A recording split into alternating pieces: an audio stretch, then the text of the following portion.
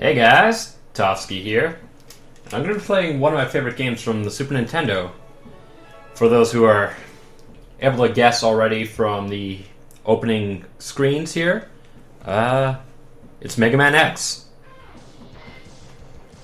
It's got probably one of the best soundtracks for a Super Nintendo game, in my opinion, of course. But anyway, this is a game that's been requested by a few people on my channel, so let's just get started. Let's actually press A. Yeah, A, not start. Wow, embarrassing. I already messed up. Come on. Okay, there we go. And now, unlike older Mega Man games, this one introduces a few new mechanics. I guess the biggest thing I should say right now is that obviously it doesn't look like Mega Man. This is a different character called X. There's a bunch of lore which I can link in the description of this video, but it's kind of a cool story behind Mega Man and I guess the future of Mega Man X and so on. But anyway, let's just get started. As you can see also from this game versus some classic Mega Mans if you've ever played them, this has an opening level, which a lot of them never did. Or I should say all the original Mega Mans never did. They all just went straight into a menu select screen, which you'll see after I beat this level. So, I'm not a professional at this game by any means. I've actually never beaten it, so I'm expecting this to be the first time I beat it. Not sure how long it'll take, but I guess we'll find out soon. And I mean, it's pretty evident that I'm not a professional at this already. But, whatever. All that matters is I have fun with this, so.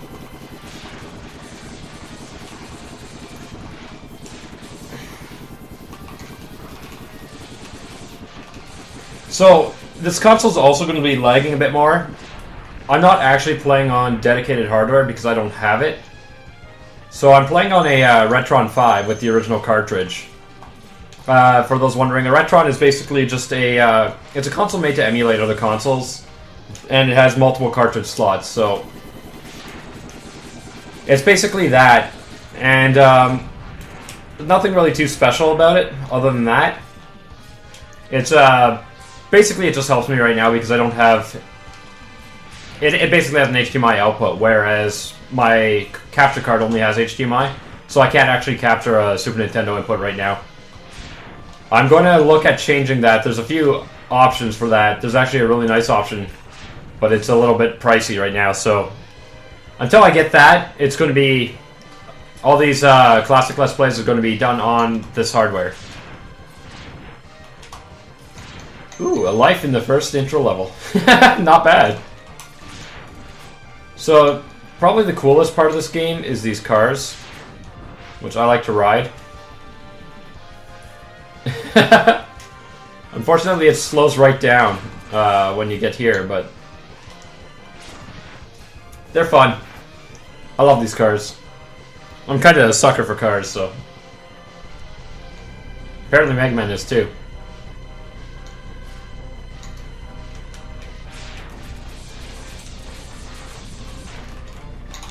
I'm also not playing with a first-party controller. My first-party controllers I actually misplaced recently. I took them to work, actually. We were playing some Super Nintendo at work. And because of that, yeah, they just went missing. So I'm playing with third-party, but that's fine. You might be wondering why I'm taking damage purposely here. If you've never played this game, it's a scripted cutscene where you actually have to have a certain amount of damage. And basically, there's not too much else to it.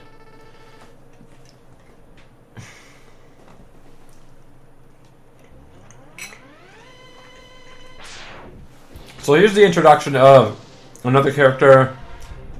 Basically a buddy of the protagonist, X. His name is Zero. In my opinion, he was a lot cooler than X, but it's a shame he wasn't the star of the game.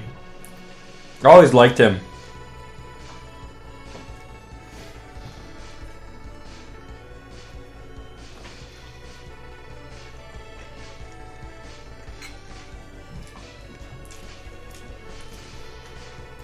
basically, you'll notice that I'm going to try to get a lot of upgrades, and there's a certain order, just like all Mega Man games, that you want to kill the bosses in.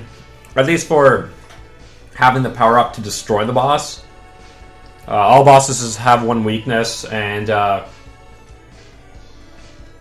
going to do it in my preferred order.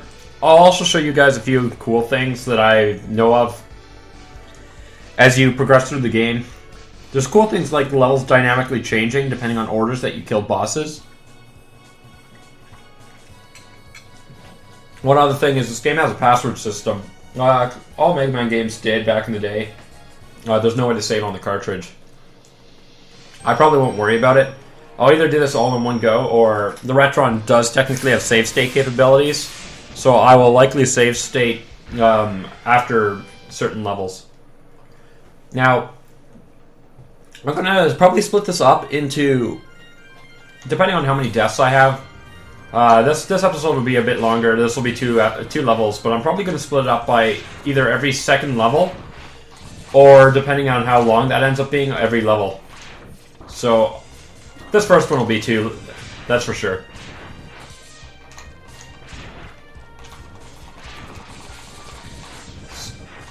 So the reason I chose this level, for those who are unfamiliar with the game, there's basically a power-up you get in this level. It basically gives you a dash attack. Well, not really an attack, a dash movement option. Which will, A, let me progress a little faster, and B, it's extremely useful in, like, all the levels, so it's definitely worth getting now, and I apparently fail, but that's fine. I don't expect to be good at video games. I've only been playing them for like 25 years. Not quite, about 21, but same thing. Okay, so here's the ability here. So this is Dr. Light, or at least a hologram of him. Basically, the story goes that Light ended up leaving these behind for X in case he ended up having to save the world. At least that's my understanding of the story. And basically they contain power-ups to make him stronger, basically to make him a machine to fight. Although he was not necessarily created to be a fighting machine, so...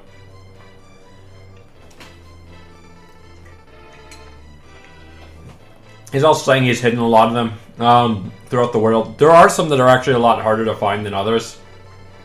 And you'll see that. I remember as a kid finding some of them and kind of wondering, like... It was basically just me trying to explore everywhere. And that's pretty much how I came across them. There was actually one that I didn't find. For those familiar with the game, you will see it later. I'll make note of it when I get there. Or at least I'll try to, so.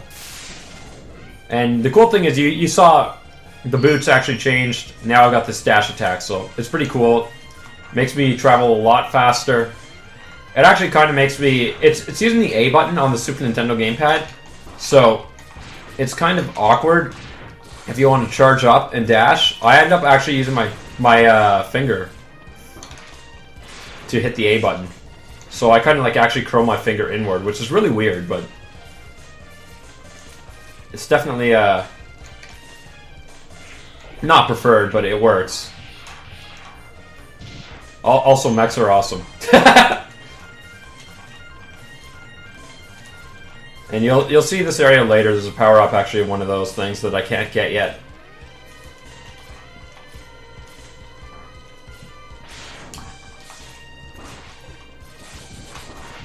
Okay, I'm playing like garbage. Let's see if I can turn this around. I usually have a lot more health than this. So just like classic Mega Man, this game has these doors here, which basically transition you to the boss phase. And the boss was seen at the start of the screen, when this character select screen. This is Chill Penguin.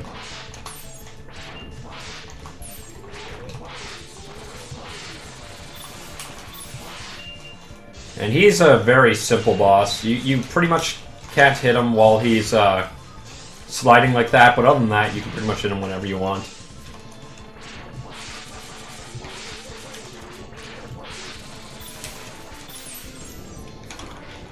Yeah, that was stupid.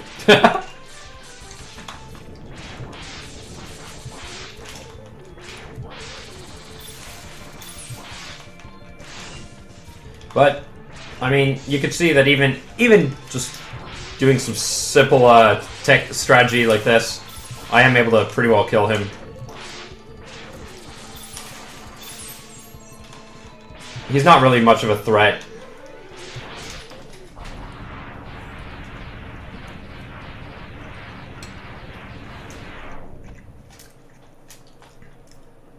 And just like classic Mega Man, after you kill him, you will gain one of his abilities. So, I'll let the ability screen show off, and then that'll be it for this time.